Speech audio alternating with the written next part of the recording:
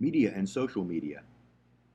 How it relates to American government will really be the topic of this talk. Hopefully you understand what media is from the previous video, but just know it's really hard to have a thriving democracy without the media, without people being informed, right? That's really what the media does. So we're going to talk more about media and social media over the next few minutes, and hopefully you'll have a better understanding of what they both are and the power they have when it comes to American government and politics.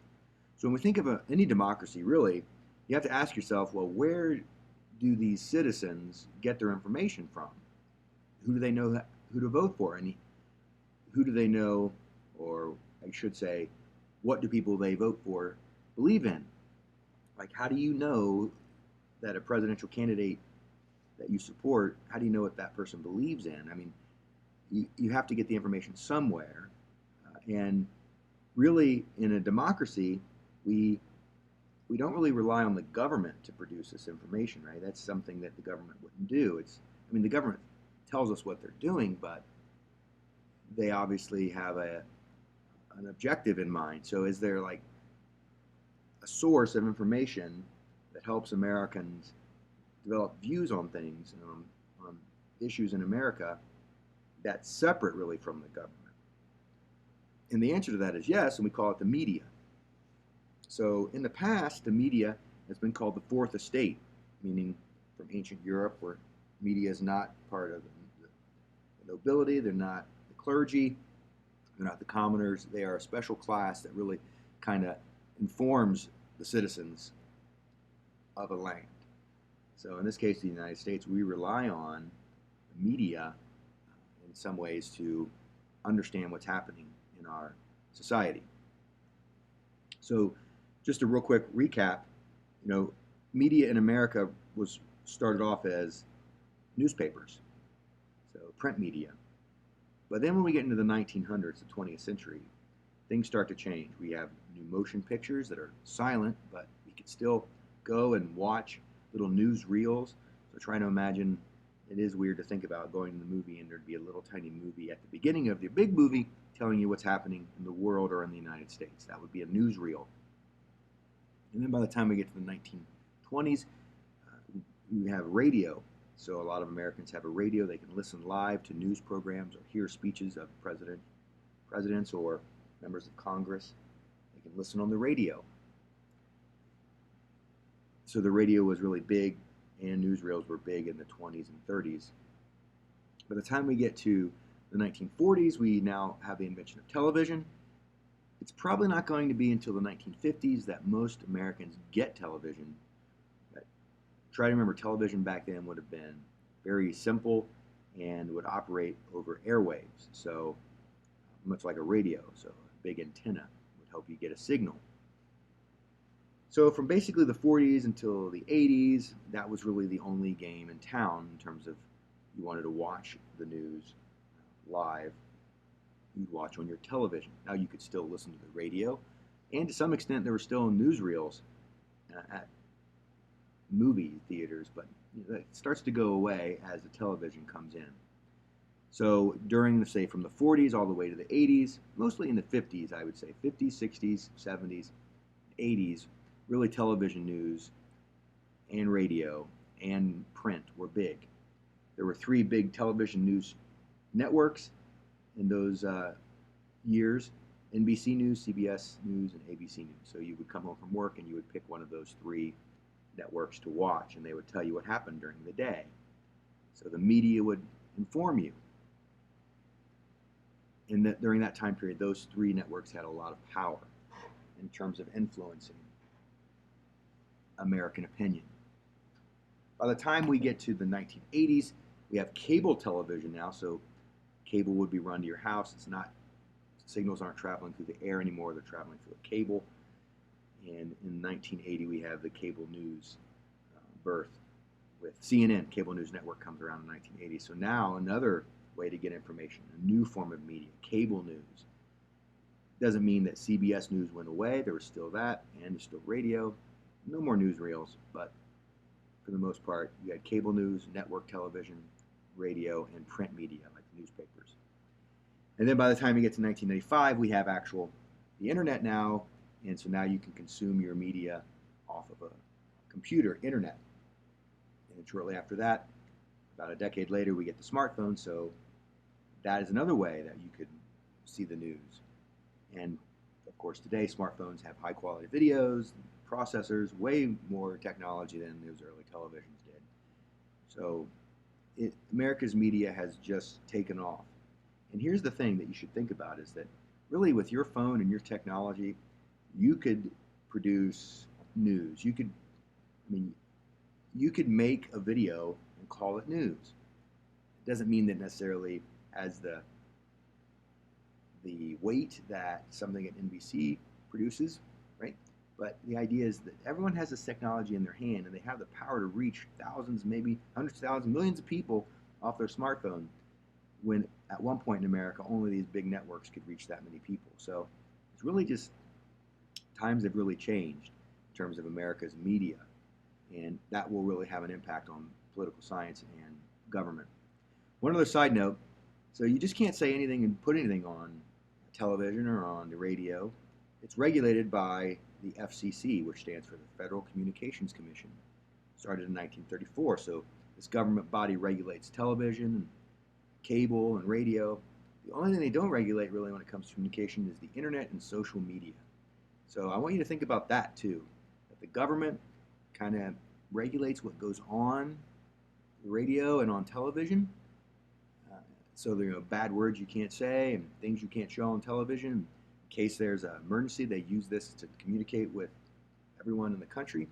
But generally, the internet and social media, you're pretty much free to do whatever you want. So there were presidents and leaders who've really understood the power of media. In the 1930s and 40s, Franklin Roosevelt, during the Depression and World War II, he knew how to use the radio.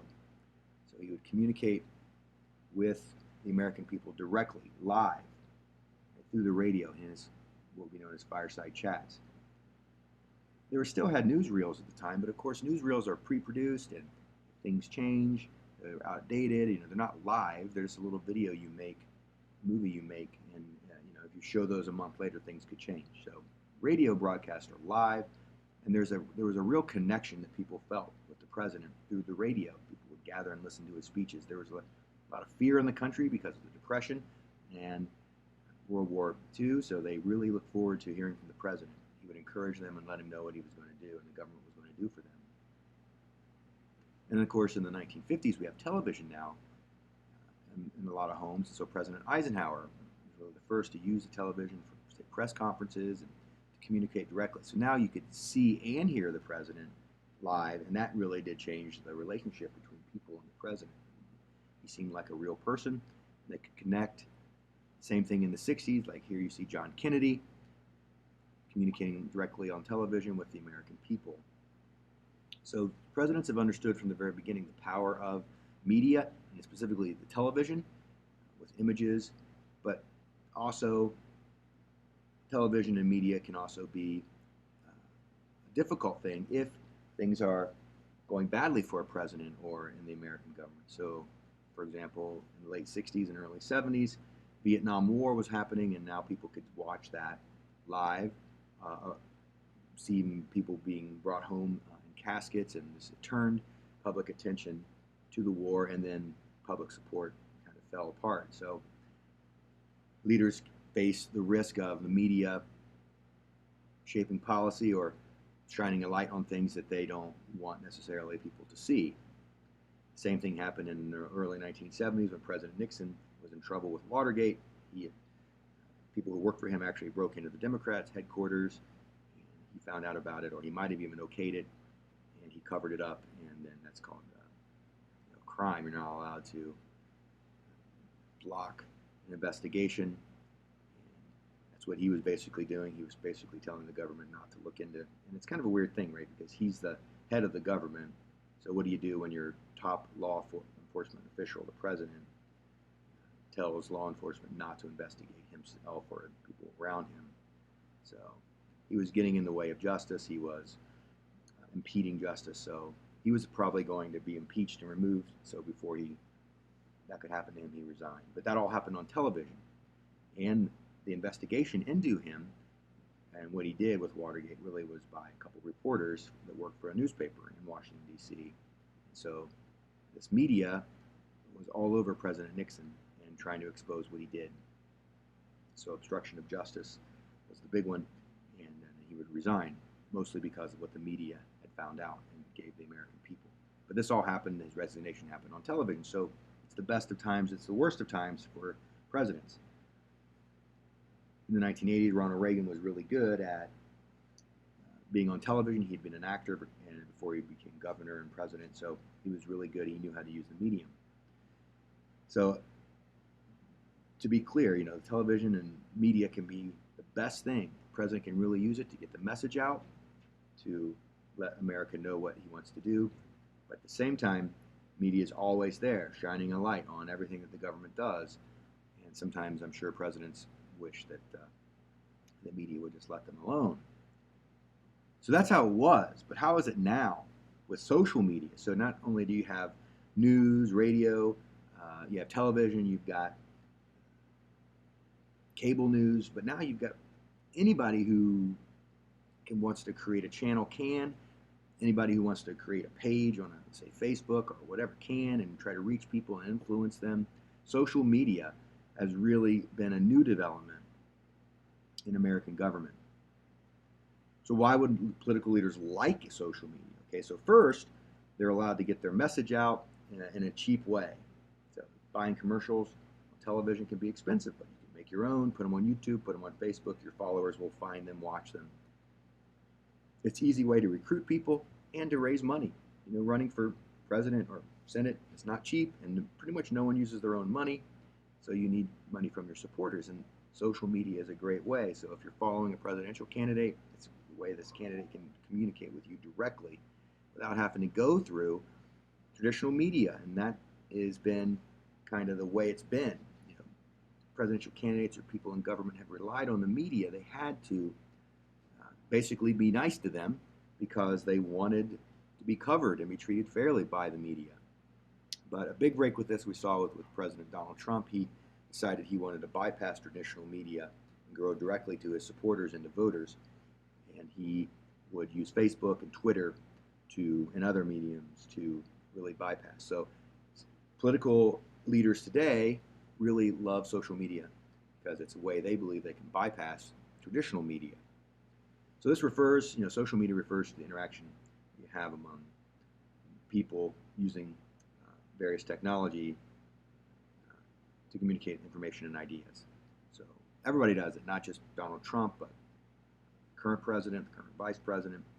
It is a way that you reach your supporters, and without having to rely on traditional media. But now we have social media and media all out there trying to get information out. So it's possible, right, that the people who use social media don't necessarily hold themselves to the same standards as the media does. So if you work for NBC News, for example, you probably aren't going to be quick to put something out that might be false. But social media doesn't have that same level of scrutiny or maybe professionalism. And if you're a presidential candidate, you can put your thoughts out there, and you know that you don't have to worry about how that might be changed. You can totally communicate. You don't rely on network. But the downside of that would be, of course, controlling your impulses. It may not be easy. Some people just tweet whatever they think, and that's bad. Also, some other things. Think about bias. If you're just putting things on social media, is there bias there? Is it even real? You know about deep fakes, right? The technology today, who knows what you can do. So you just have to be on guard. Social media, be on guard. Real media, you should be on guard. Both influence people. More likely, social media is a greater risk you take following it, but maybe you like the fact that you can hear directly from one of your government leaders.